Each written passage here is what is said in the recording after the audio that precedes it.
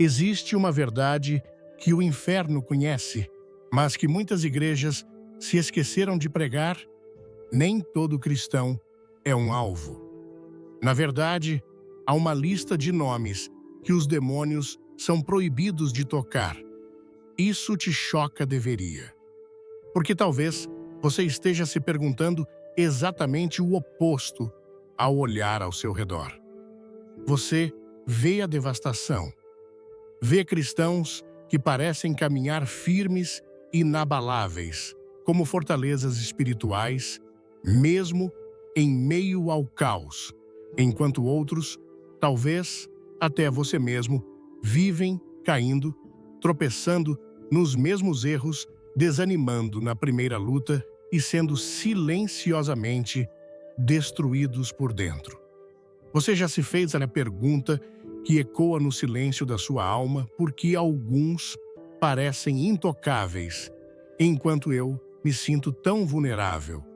A verdade, meu irmão e minha irmã, é que Satanás não tem passe livre.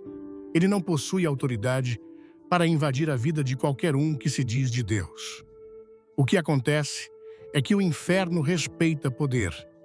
Ele reconhece um selo espiritual que não pode ser falsificado.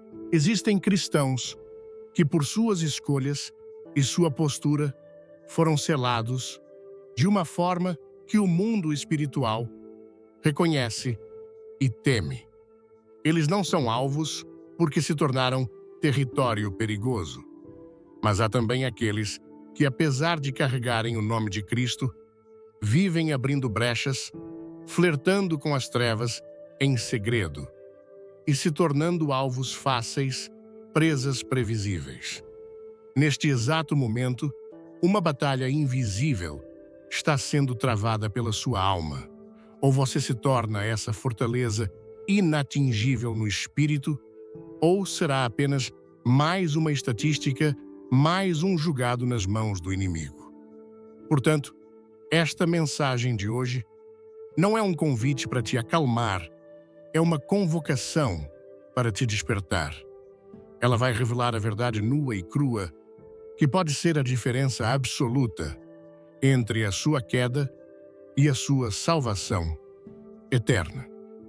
O que vamos expor aqui pode ser o divisor de águas, que você esperava a chave para trancar as portas que nunca deveriam ter sido abertas. A pergunta que definirá seu futuro não é se você é cristão, mas sim que tipo de cristão você é. Mas antes de mergulharmos nos segredos que o inferno não quer que você saiba, eu preciso que você tome uma decisão agora. Se você crê que foi chamado para ser intocável, digite inatingível nos comentários e garanta que você ficará até o final, porque a última chave que vou revelar pode mudar o rumo da sua vida para sempre. 1. O cristão possuído pela palavra de Deus. Primeiro tipo, o cristão que é possuído pela palavra de Deus e não apenas leitor da Bíblia. Há uma diferença profunda e eternamente significativa entre alguém que lê a Bíblia e alguém que é possuído por ela. O inferno conhece essa diferença. Demônios não temem Bíblias abertas sobre mesas empoeiradas. Eles não recuam diante de versículos decorados por conveniência, mas tremem quando encontram alguém cuja vida inteira foi moldada, lavada, alinhada e transformada pela palavra viva de Deus. Porque onde a palavra governa a mentira, não tem domínio. Onde a verdade habita as trevas, não permanecem. Onde a espada do Espírito está, o inimigo não resiste. Jesus, o Filho de Deus, nos mostrou isso no momento mais intenso da tentação. Em Mateus 4, versículos 1 a 11, vemos Satanás tentando atacar o próprio Cristo no deserto, não com armas visíveis, mas com palavras, distorções, manipulações. E o que fez Jesus? Não argumentou, não filosofou. ele declarou a palavra. Está escrito 3 vezes claramente com autoridade. E o resultado? O diabo fugiu porque ele não suporta a verdade. Ele opera na confusão, ele semeia dúvida. Mas quando encontra um coração firmado na Escritura, ele bate em retirada. E aqui está a chave que poucos cristãos compreendem. A palavra de Deus não é um amuleto, é uma arma. É alimento, é escudo, é fogo, é vida.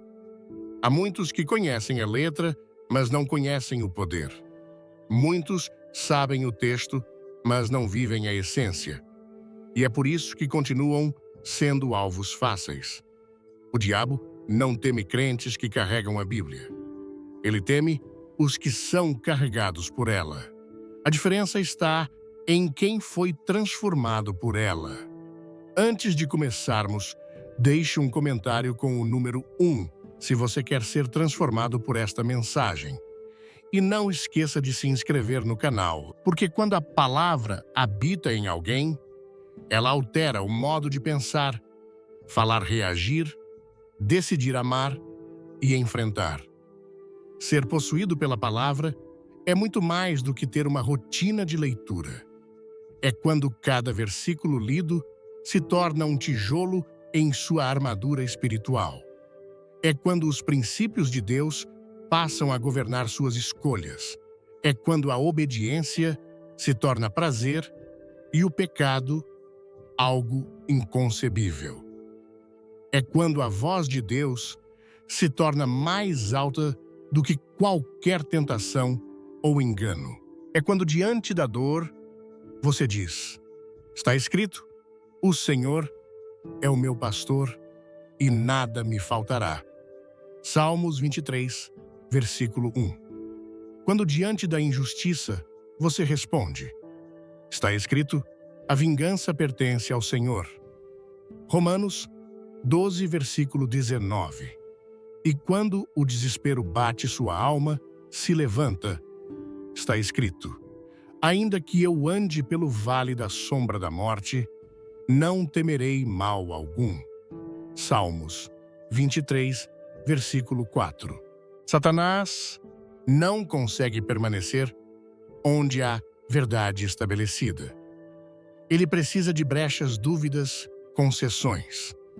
Ele se alimenta da ignorância e se aproveita da superficialidade. Por isso, o cristão que vive na palavra, que medita nela, de dia e de noite, que a aplica em sua vida cotidiana, esse se torna inacessível, não por misticismo, mas por estrutura espiritual real. É como uma muralha invisível, feita de promessas cumpridas, convicções inabaláveis e fé fundamentada. E o inferno reconhece isso. O salmista já dizia em Salmos 119, versículo 11, guardei a tua palavra no meu coração, para não pecar contra ti. Não basta guardar na mente, é no coração, é no íntimo, é no lugar das decisões, porque é no coração que o pecado começa, mas é ali também que ele pode ser derrotado. A palavra no coração é como fogo que consome as tentações antes que elas ganhem forma. É como espada que corta as mentiras antes que elas se instalem. É como luz que revela os caminhos do inimigo antes que ele se aproxime. E quando falamos de ser possuído pela palavra, falamos também de viver em constante transformação. Hebreus 4, versículo 12, afirma: porque a palavra de Deus é viva e eficaz, e mais cortante que qualquer espada de 2 gumes, e penetra até a divisão da alma e do espírito, das juntas e medulas, e é apta para discernir os pensamentos e intenções do coração. Ela revela intenções, confronta, corrige. Não é um livro comum, é um espelho eterno. Um espelho que não apenas mostra quem somos, mas nos molda conforme Cristo. O crente que a recebe como verdade absoluta e a coloca em prática, se torna um verdadeiro discípulo. Ele não segue seus sentimentos, ele segue o que está escrito. E isso, por si só, já é uma ofensa ao inferno. Porque o mundo espiritual se move por legalidade. Satanás busca acusações válidas, mas quando encontra um coração submisso à verdade, ele não tem argumentos. É por isso que Jesus disse em João 8, versículo 32, conhecereis a verdade e a verdade vos libertará. O cristão, liberto pela verdade, já não é escravo do medo da culpa, da vergonha ou da carne. Ele é livre, ele é forte, ele é consciente e, por isso, intocável. Você quer saber por que tantos vivem tropeçando no mesmo erro, caindo nos mesmos pecados, sendo vencidos pelas mesmas armadilhas? Porque não estão cheios da palavra, estão cheios de vozes, opiniões, distrações, emoções, mas vazios da verdade. E onde não há verdade, a mentira se estabelece. Onde não há convicção, a tentação domina. Onde não há espada, o inimigo invade. Se esta palavra tocar seu coração, clique no like, compartilhe com um amigo e assista até o final para uma revelação poderosa. Mas aquele que se alimenta da palavra todos os dias se torna sólido como rocha.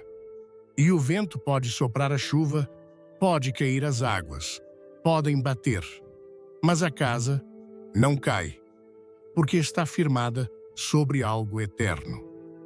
A palavra precisa voltar a ser prioridade. Ela não pode ser apenas parte do seu devocional. Ela precisa ser o seu chão, o seu teto, o seu norte.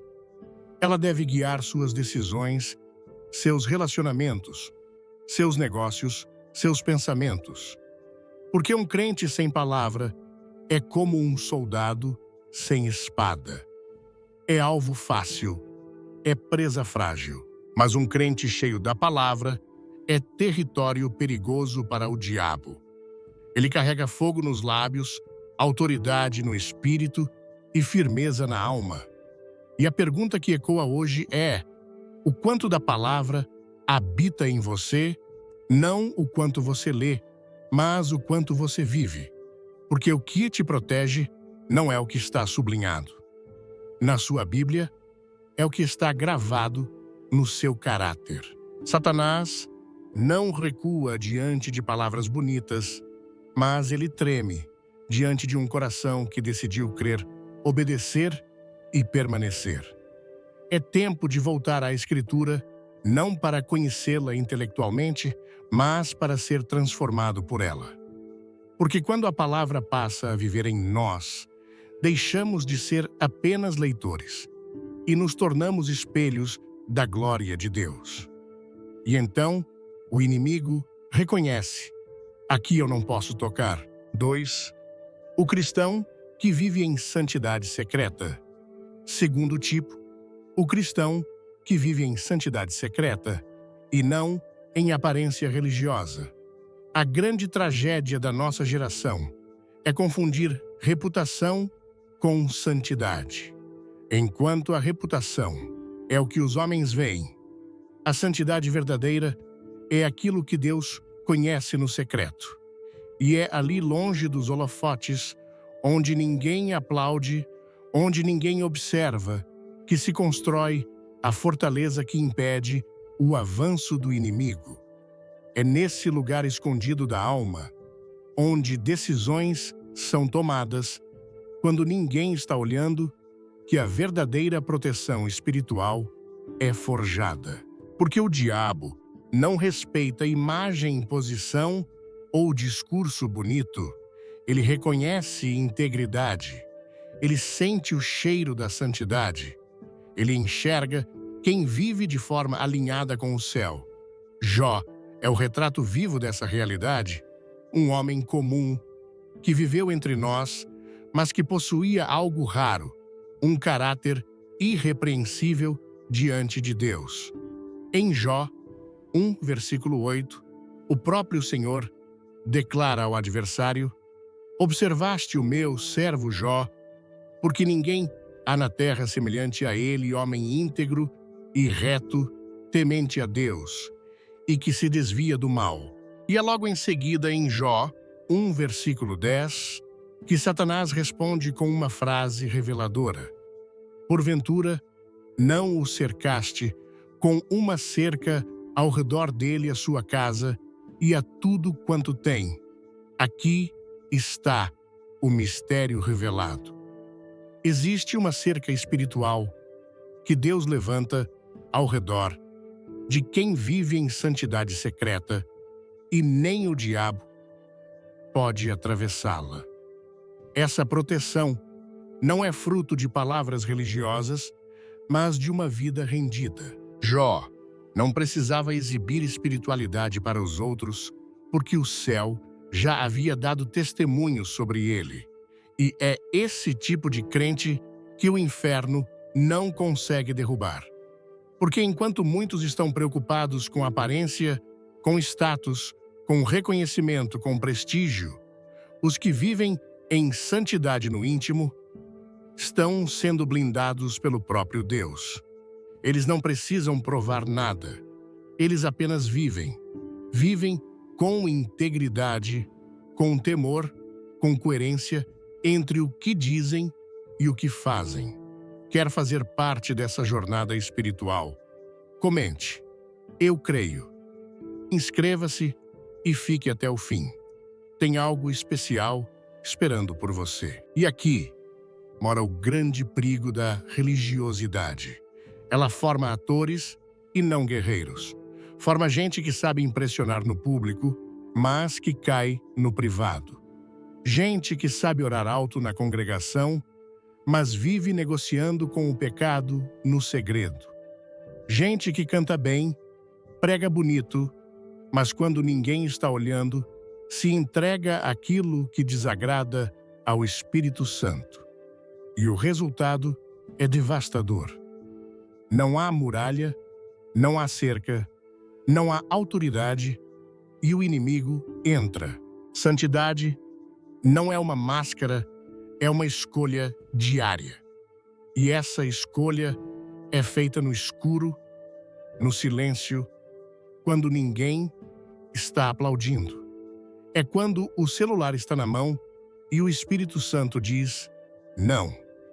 É quando o desejo de responder com raiva aparece, mas você escolhe o fruto do Espírito.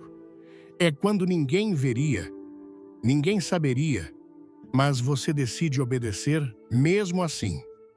Isso é santidade secreta. É vida no altar. E é esse tipo de vida que provoca o reconhecimento do céu e o temor do inferno. Há uma geração hoje que sabe construir imagem, mas não sabe manter comunhão. Sabe fazer marketing, mas não sabe calar-se em reverência diante de Deus.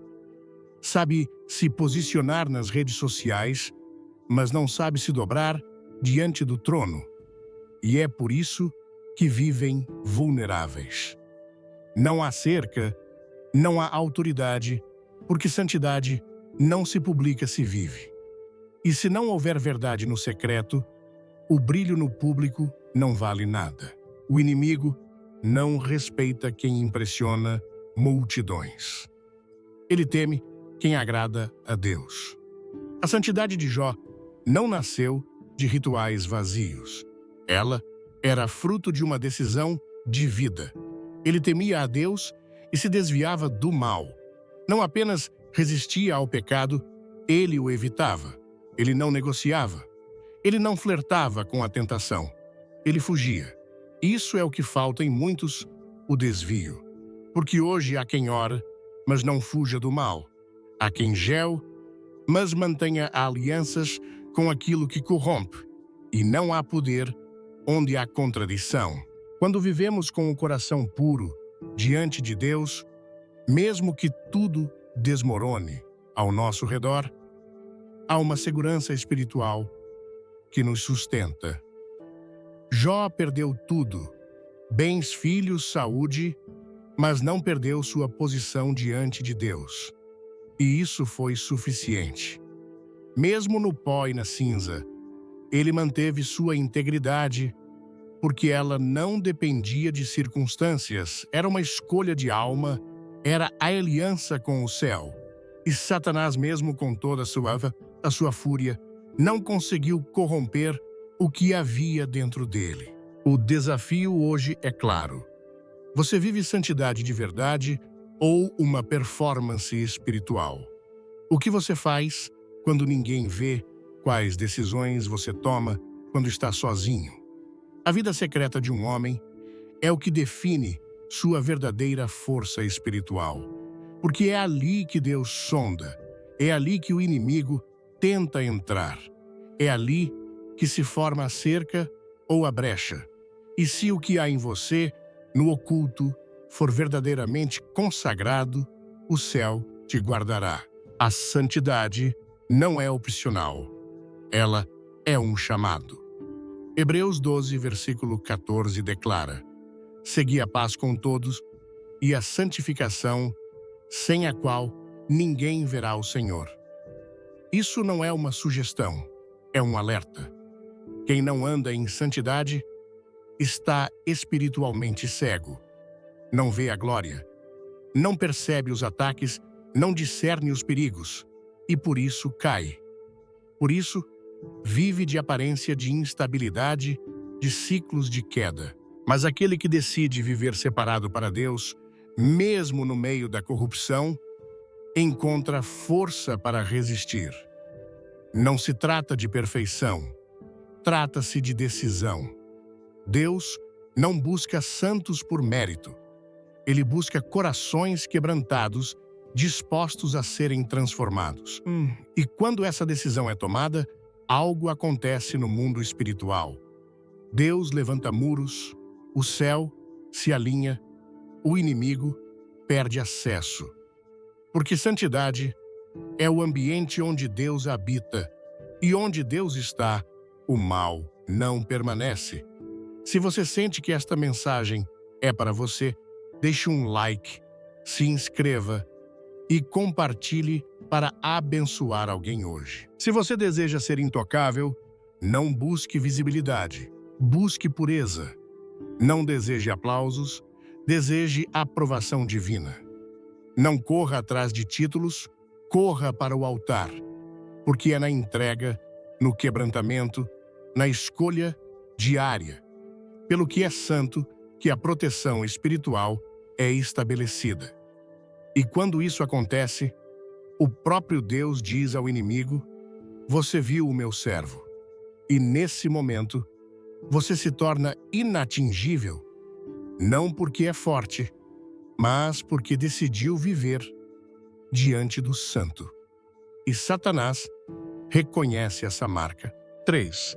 O cristão que ora com autoridade. Terceiro tipo.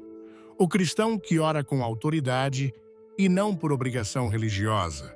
Há orações que Deus ouve e há orações que o inferno teme.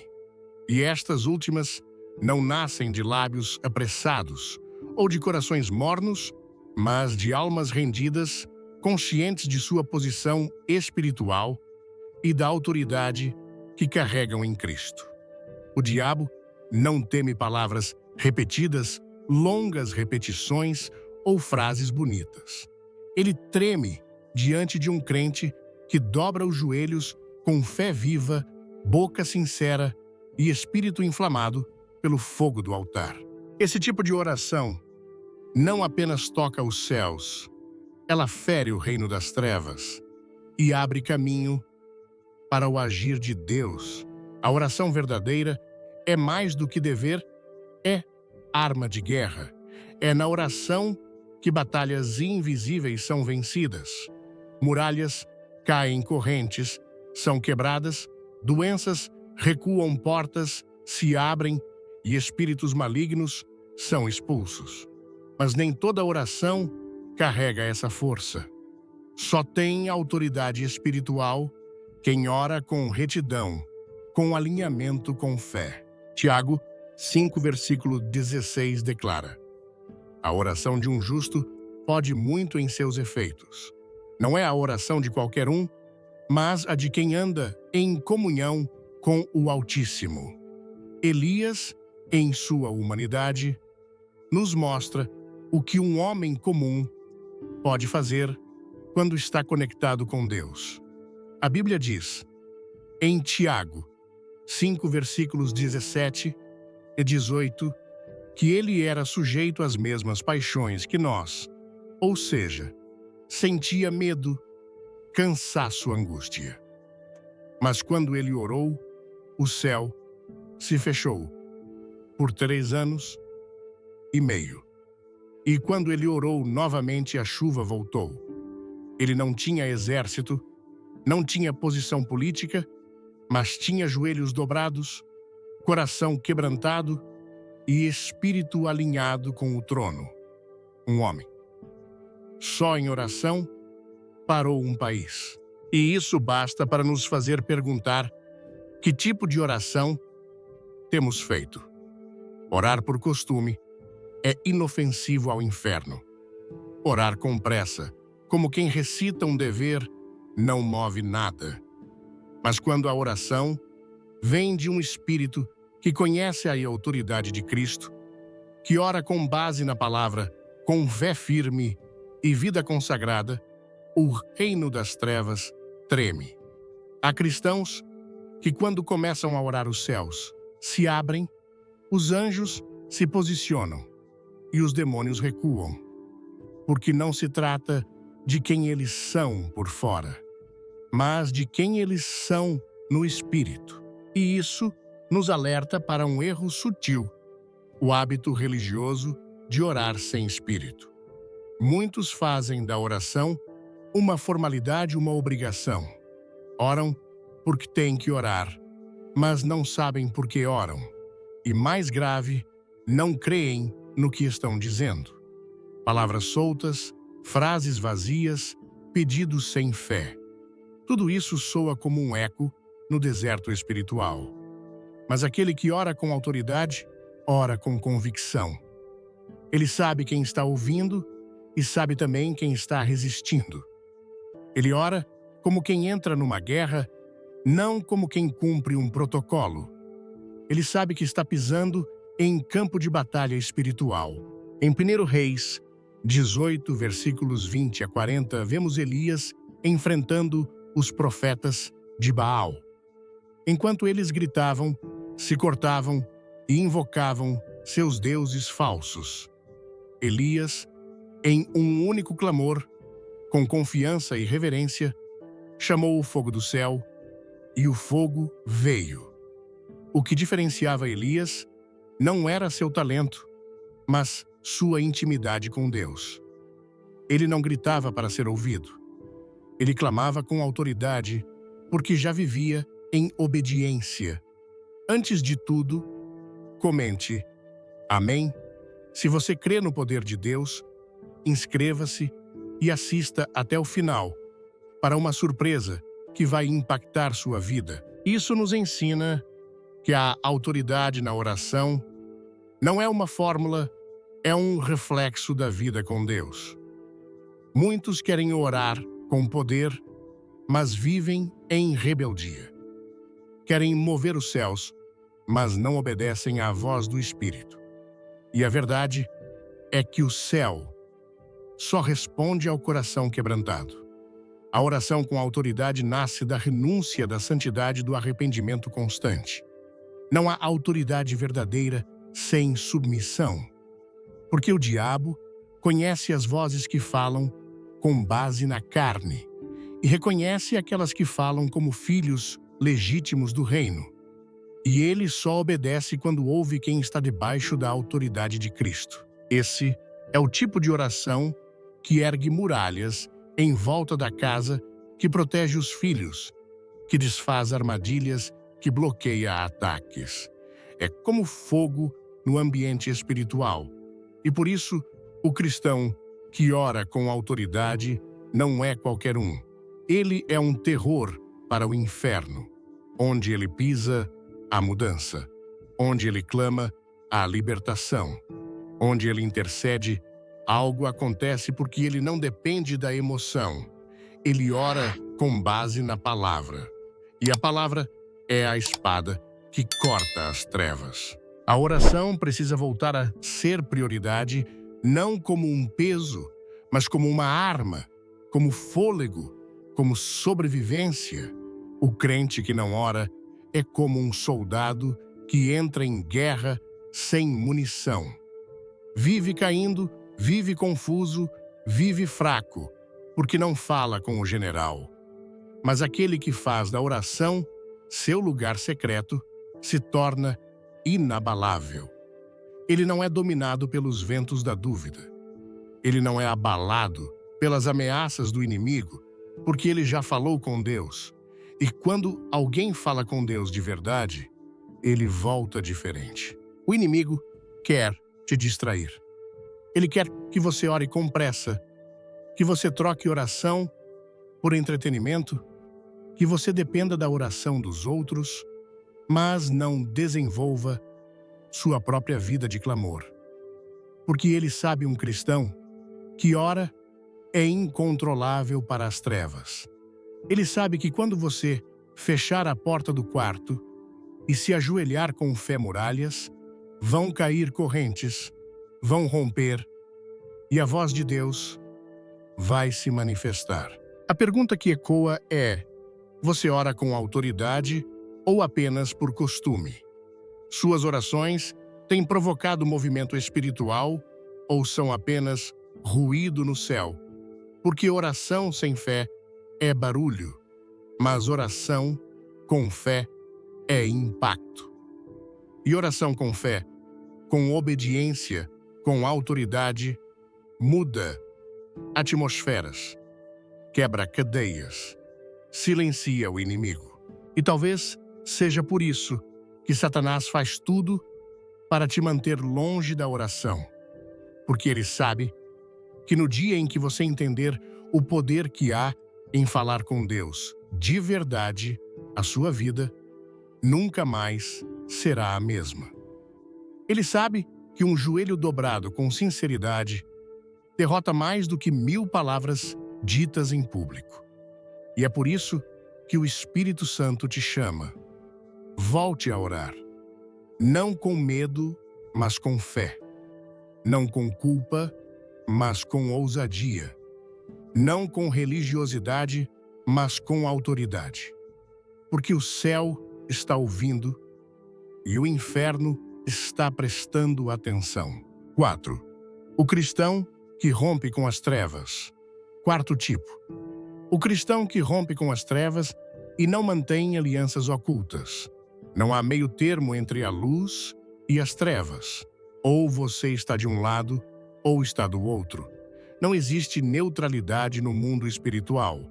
Satanás não respeita um crente que ainda guarda áreas ocultas em sua vida.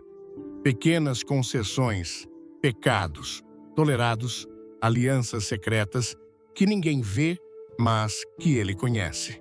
O cristão que deseja ser intocável precisa entender esta verdade com urgência. Qualquer acordo com as trevas, por menor que pareça, é uma porta aberta para o inimigo agir. O diabo não precisa de um castelo inteiro. Ele entra por uma rachadura. O Evangelho não é uma proposta de convivência com o pecado. É um chamado para a ruptura total. Jesus não morreu na cruz para que vivêssemos com uma aparência de santidade, enquanto mantemos alianças escondidas com aquilo que o ofende. O sangue de Cristo purifica, mas também exige separação. Um cristão que se torna perigoso para o inferno é aquele que decide, de forma radical, cortar qualquer ligação com aquilo que desagrada a Deus. Ananias e Safira são um retrato trágico do perigo de manter pecados escondidos dentro da comunidade de fé. Em Atos 5, versículos 1 a 11, eles decidiram vender uma propriedade e, de comum acordo, reter parte do valor, enquanto fingiam doar tudo. A mentira estava encoberta, ninguém saberia, mas o Espírito Santo viu, e quando Pedro confronta Ananias, ele diz: por que encheu Satanás o teu coração para que mentisses ao Espírito Santo? Atos 5, versículo 3. A consequência foi imediata: morte, julgamento, exposição. Isso nos mostra que a aliança secreta com a mentira é uma brecha fatal. O diabo não precisa que você negue a fé publicamente. Ele só precisa que você esconda algo, um relacionamento fora da vontade de Deus, um pecado acariciado na mente, um vício tolerado em silêncio, um hábito impuro cultivado no escuro. É nessas áreas secretas que ele se instala. O perigo não está apenas no que se faz, está no que se permite permanecer. E muitos vivem derrotados, sem força espiritual, sem discernimento, porque ainda não romperam com o que os conecta às trevas. Viver na luz é uma decisão diária. É escolher a transparência, a verdade, a pureza. Não significa perfeição, mas disposição de abandonar tudo aquilo que enfraquece o espírito. É por isso que Efésios 5, versículo 11, nos adverte: e não comuniqueis com as obras infrutíferas das trevas, mas antes condenai-as. O cristão, que quer ser intocável, precisa se posicionar claramente. Não pode caminhar com um pé na luz e outro no mundo. Não pode dizer que ama a Deus, mas continuar alimentando hábitos que o entristecem. Há filmes, músicas, conversas, ambientes, alianças e relacionamentos que são aberturas diretas para o inimigo. E o Espírito Santo está constantemente nos alertando: sai do meio deles. Mas muitos resistem, preferem agradar pessoas do que obedecer a Deus. E essa hesitação espiritual é como um convite para o inimigo entrar. Ele entra onde há duplicidade. Ele se alimenta da indecisão. Ele se fortalece no oculto. Por isso, romper com as trevas é mais do que necessário, é vital. Você não precisa anunciar ao mundo cada decisão de renúncia, mas diante de Deus, você precisa ser radical, porque aquilo que você tolera secretamente será o que vai te destruir publicamente. Muitos começam fortes na fé, cheios de fogo e entusiasmo, mas aos poucos voltam a se conectar com antigos hábitos, velhas amizades práticas que enfraquecem sua alma. E quando percebem, já perderam o fervor, a clareza, a autoridade. Estão dentro da igreja, mas frios. Estão com a Bíblia na mão, mas distantes da verdade. Estão com o nome de cristão, mas sem a vida de Cristo. Romper com as trevas é cortar o acesso, é fechar a porta com firmeza, é dizer não mesmo quando o coração quer dizer sim, é apagar o número, é sair do grupo, é jogar fora aquilo que contamina, é excluir o conteúdo, é deixar o ambiente, é escolher a vida, mesmo que custe tudo. Porque não há vitória sem renúncia, não há proteção sem separação, não há autoridade sem santificação. Deus nunca chamou ninguém para ser quase santo. O chamado é para ser luz no meio das trevas. E a luz não negocia com a escuridão. A luz expulsa, revela a denúncia. O cristão que o diabo não toca é aquele que não tem nada em comum com ele. Jesus disse em João 14, versículo 30, aí vem o príncipe deste mundo e ele nada tem em mim. Nada, nenhuma brecha, nenhuma sombra, nenhuma área em que Satanás pudesse se agarrar. E essa deve ser a nossa meta: viver de forma que o inimigo não encontre lugar em nós. É hora de fazer uma limpeza espiritual, não apenas externa, mas profunda. Examinar o coração, confrontar a consciência, trazer à luz tudo o que ainda está escondido. E quando isso acontece, a graça de Deus vem com poder. O arrependimento verdadeiro liberta, limpa, restaura. O sangue de Jesus ainda tem poder para apagar toda a mancha, mas a condição é clara: confissão, abandono, ruptura. Você não pode ser amigo de Deus e cúmplice das trevas. E talvez agora o Espírito esteja tocando exatamente nessa área da sua vida que você achava pequena e inofensiva. Talvez seja aquele hábito secreto, aquele pensamento que você alimenta aquela pessoa com quem você sabe que precisa romper. E a voz de Deus está dizendo: rompa agora, porque o amanhã pode ser tarde.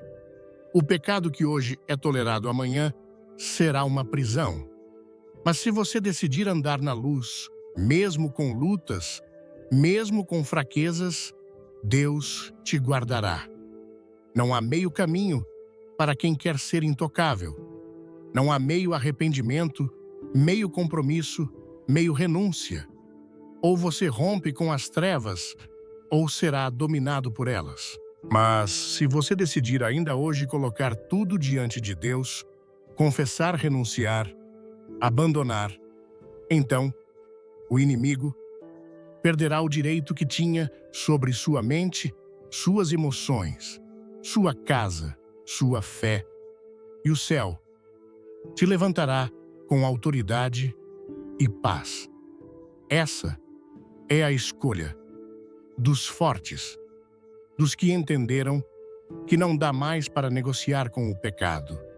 Não dá mais para manter portas entreabertas. É tudo ou nada. É luz ou trevas. É vida ou destruição. E os que rompem com as trevas, mesmo que percam muitas coisas no processo, ganham algo que o mundo não pode oferecer: proteção divina, autoridade espiritual e um coração livre da culpa e da opressão. E diante disso, o diabo recua, porque ele sabe que não pode tocar onde a luz reina sem mistura. 5. O cristão que anda em comunhão com o corpo, quinto tipo. O cristão que anda em comunhão com o corpo e não vive isolado na fé. Uma das estratégias mais eficazes do inimigo sempre foi o isolamento. Ele sabe que, separado do rebanho, até mesmo a ovelha mais forte se torna vulnerável. Cristãos que se afastam da comunhão enfraquecem espiritualmente sem perceber. É um processo lento, sutil, quase imperceptível, a princípio, mas mortal na essência. Primeiro, se afastam do convívio com irmãos.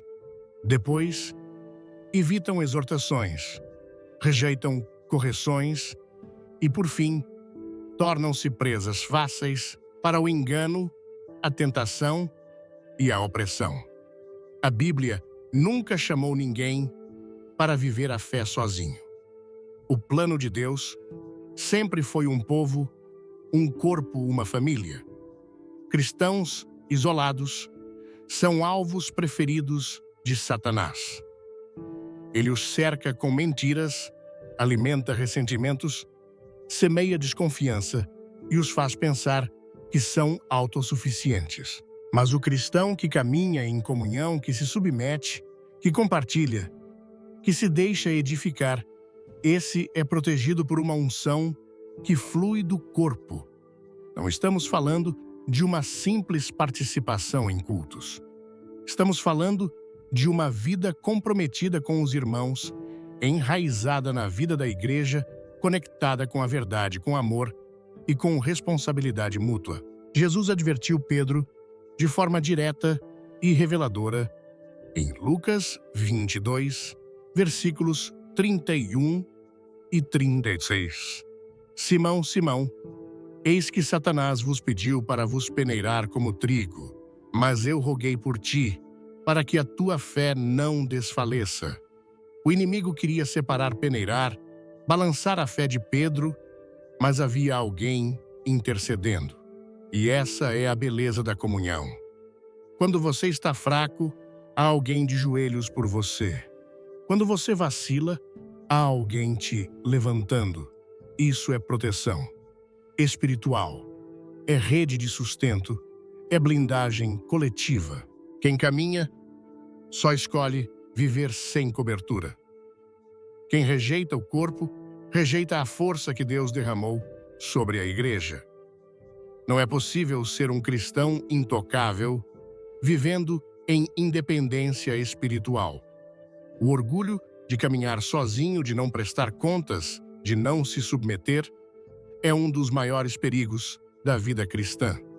Deus colocou o crente dentro de um corpo com propósito, porque há cura na comunhão, há sabedoria na correção, há refúgio no amor mútuo. O diabo trabalha para destruir relacionamentos dentro da igreja. Ele semeia fofocas, comparações, ciúmes, ofensas não resolvidas, julgamentos, porque ele sabe que divididos perdemos força. Um exército desunido perde a guerra antes mesmo de lutar. Por isso, proteger a comunhão é proteger a si mesmo. O cristão que ama os irmãos, que perdoa, que serve, que se deixa pastorear, está guardado. Ele está debaixo de um princípio espiritual de proteção coletiva.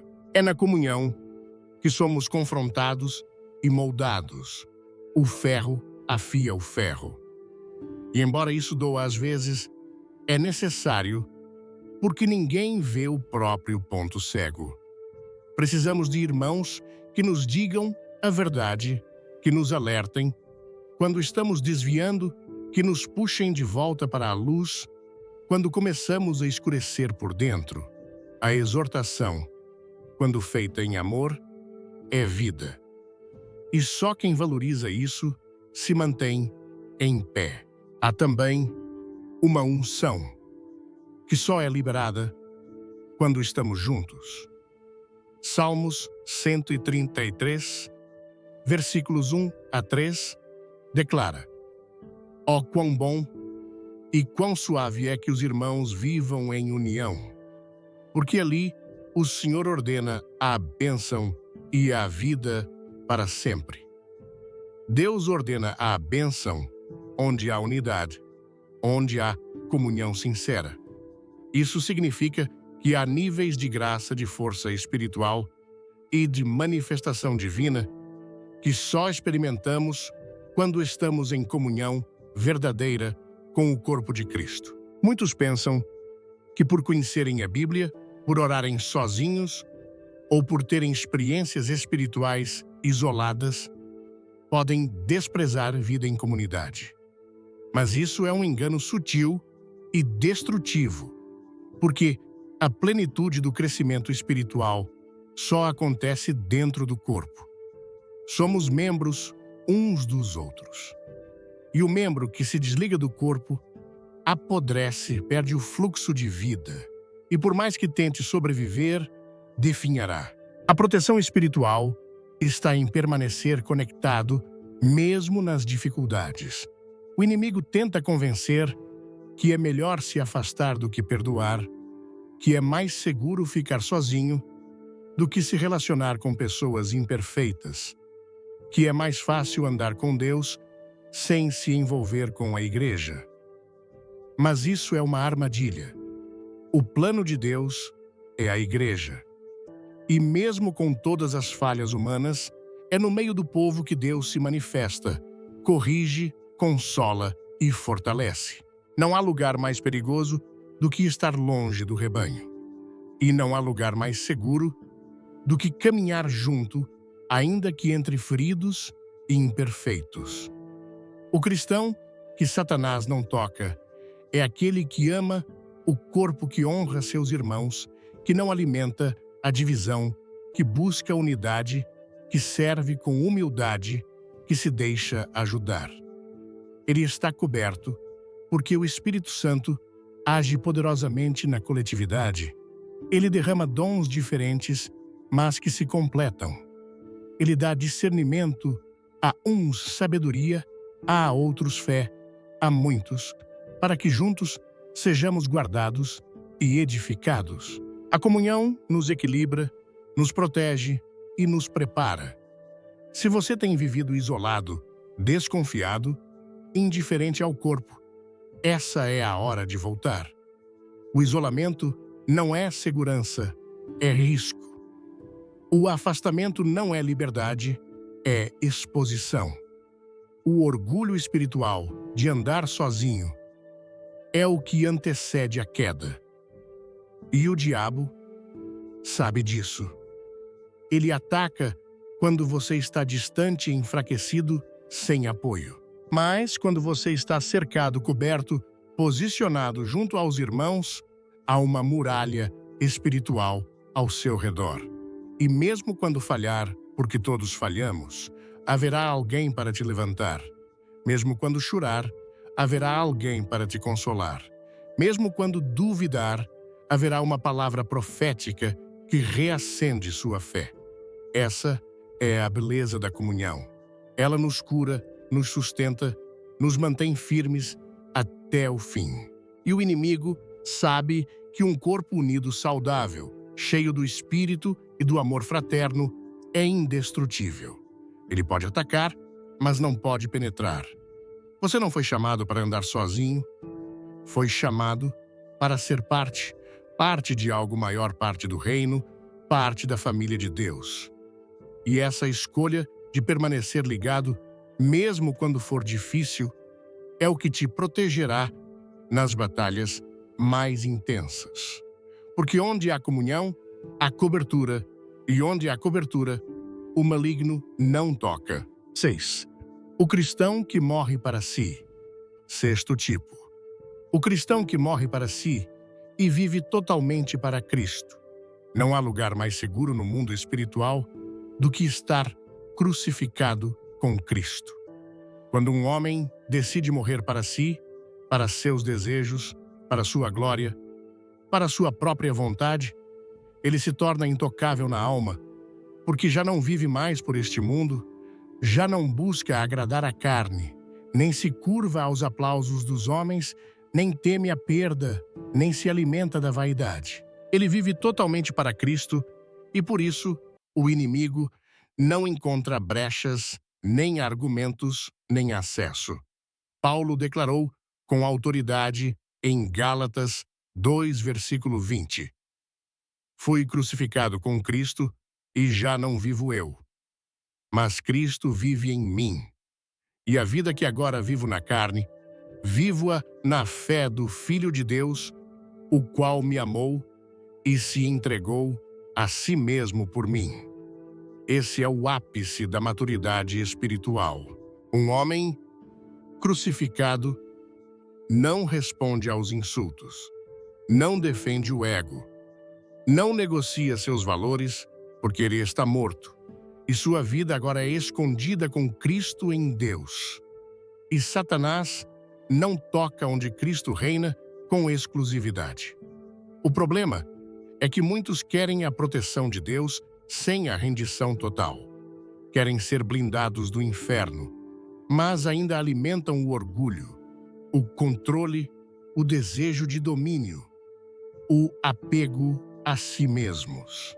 Mas o diabo sabe, enquanto houver carne viva, ele tem onde ferir. Enquanto houver vaidade, ele tem como manipular. Enquanto houver ambição pessoal, ele tem como negociar. Por isso, o verdadeiro cristão que o inimigo não consegue tocar é aquele que decidiu morrer. Pedro morreu para si, no momento em que, após negar o Mestre, se arrependeu com lágrimas e nunca mais voltou atrás. Ele não viveu para agradar a si mesmo. Enfrentou prisões, zombarias e finalmente a cruz, mas com a certeza de que já estava crucificado por dentro. Estevão foi apedrejado, mas sua alma estava tão firmada em Cristo que, enquanto caíam pedras sobre sua cabeça, ele via os céus abertos, homens mortos para si, vivos para Deus. O crente que morre para si não é controlado pelas circunstâncias. Ele pode perder tudo e ainda assim manter a fé. Pode ser perseguido, injustiçado, ignorado e mesmo assim continuar firme, porque sua fonte não está neste mundo. Seu valor não vem das pessoas. Sua estabilidade não depende das estações. Ele não é movido por emoções, é sustentado pela eternidade e isso o torna inatingível no espírito. Satanás não consegue controlar quem já renunciou ao controle. Ele manipula os que vivem para si, os que se ofendem facilmente, os que ainda lutam por reconhecimento, os que servem a Deus, esperando o retorno. Mas quem vive somente para a glória de Cristo é livre.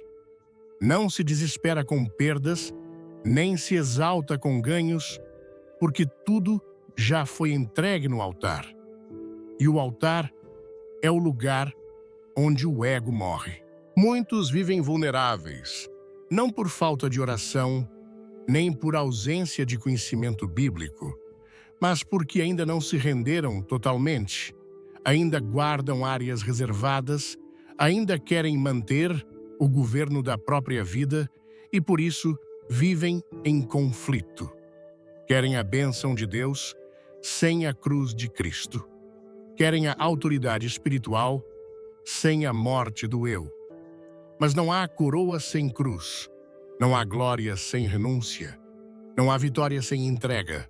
O Espírito Santo está buscando pessoas que digam: Senhor, eu não quero mais viver por mim mesmo. Apaga os meus planos, se for preciso. Quebra meus projetos. Alinha meu coração ao teu, que não seja mais sobre mim, mas totalmente sobre ti. Essa oração é perigosa para a carne, mas é um golpe fatal contra as trevas, porque naquele instante a alma entra em um território onde o inimigo já não pode pisar. Não é um caminho fácil, é estreito. Exige negar a si mesmo, tomar a cruz e seguir Jesus todos os dias. Exige perder para ganhar calar, para vencer, abaixar, para ser levantado por Deus. Mas é o único caminho onde a paz não depende das circunstâncias, onde a vitória não é medida por resultados e onde o inimigo não tem mais poder. Porque a autoridade vem da cruz, e quem se une a Cristo na cruz, reina com ele na vida. O mundo espiritual reconhece quem já morreu. O inferno sabe que não vale a pena atacar um homem, que já não se move por orgulho, por vaidade, por necessidade de controle. Porque esse homem não se abala, ele se entrega, ele permanece, ele adora mesmo na dor, ele louva mesmo na perda, ele ama mesmo sendo ferido, porque não vive mais para si, vive para Cristo. E isso é a essência da verdadeira blindagem espiritual. Hoje, o Espírito te chama para esse lugar. Lugar onde você deixa de tentar ser o centro, onde você para de resistir ao quebrantamento, onde você larga as armas do ego e se entrega por inteiro. Porque só quando morremos para nós mesmos é que podemos viver plenamente para Deus e só então nos tornamos inatingíveis na alma.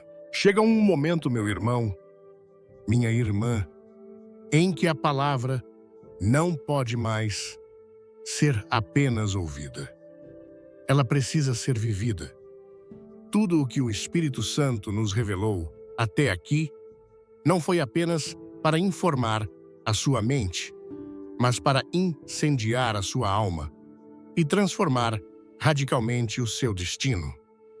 Esta mensagem não foi construída para entreter corações religiosos, mas para acordar guerreiros espirituais que estavam adormecidos, para soar o alarme no quartel-general do céu e te dizer que a sua posição de vulnerabilidade acabou. O inimigo tem tocado em muitos, tem paralisado famílias e destruído ministérios, não porque ele é invencível, mas porque há cristãos distraídos demais, vazios demais, superficiais demais. Mas hoje, aqui e agora, o tempo da superficialidade acabou. O tempo da neutralidade chegou ao fim. O próprio Deus, em sua infinita misericórdia, nos entregou a planta da fortaleza espiritual, a armadura completa, para que você se torne inatingível. Ele nos mostrou que a palavra não pode ser apenas lida, mas precisa ser absorvida, digerida, transformada em carne e osso na sua vida, porque aquele que é possuído pelas Escrituras se torna uma ameaça viva ao inferno.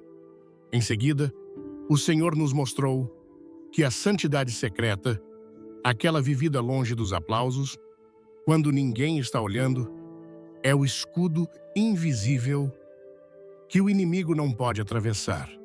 A integridade de Jó não era um show, era uma aliança, e por isso havia uma cerca divina ao seu redor.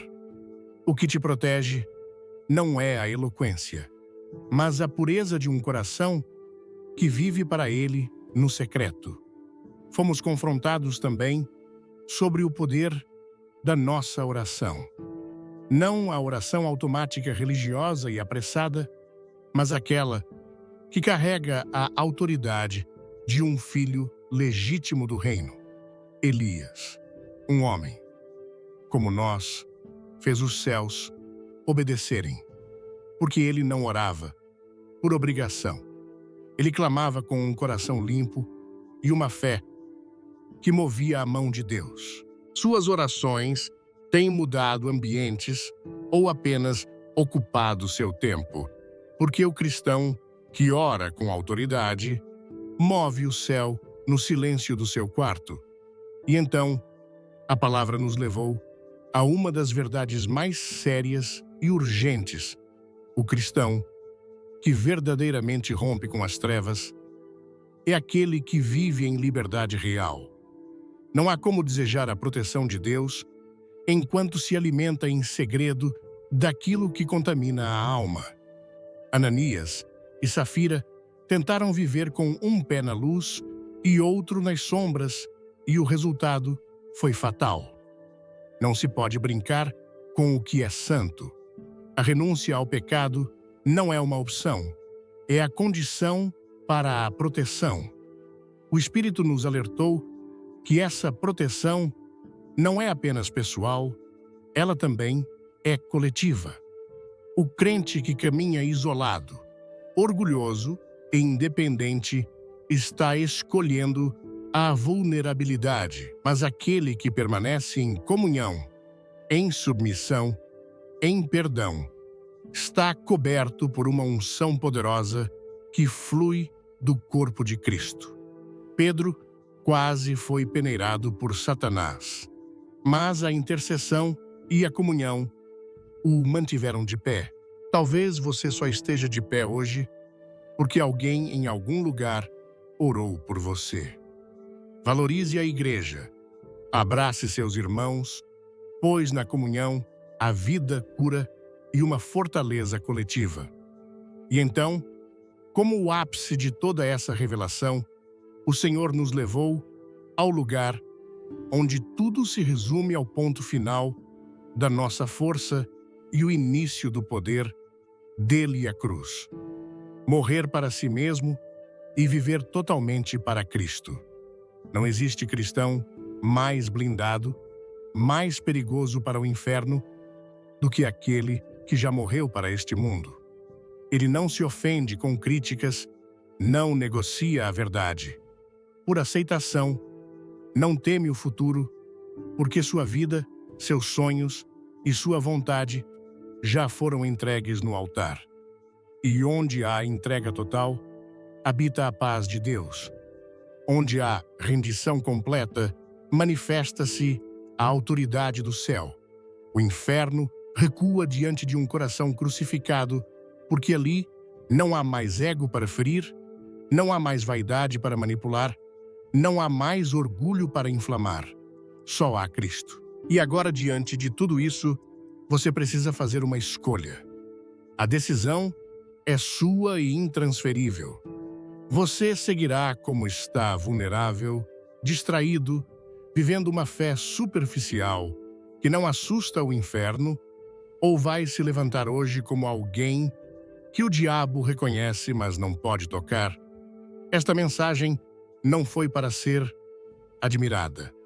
Ela é para ser respondida.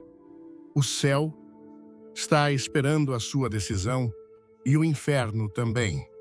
Talvez neste exato momento você precise correr para o altar do seu coração em espírito e em verdade e clamar como nunca antes: Senhor, me liberta de mim mesmo, me esvazia do meu orgulho, quebra a minha vontade, me crucifica contigo.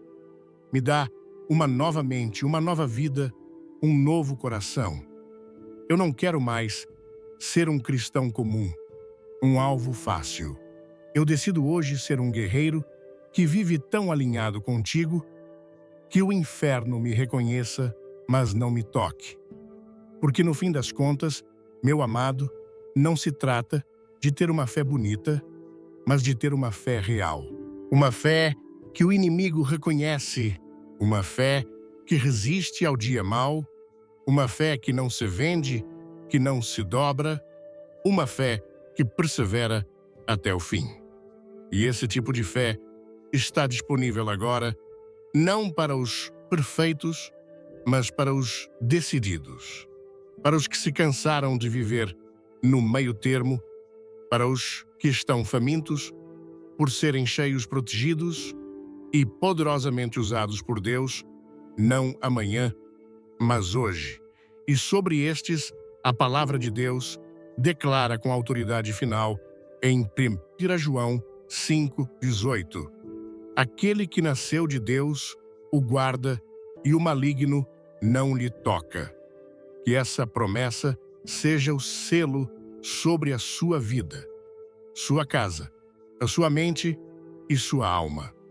Agora, como um ato profético da sua decisão, eu quero que você declare isso em voz alta para que o mundo espiritual ouça. Escreva nos comentários com toda a sua força. A partir de hoje, o maligno não me toca. Faça isso como um decreto de fé e compartilhe esta mensagem com 3 pessoas que precisam se levantar nesta mesma autoridade. Em nome de Jesus. Amém.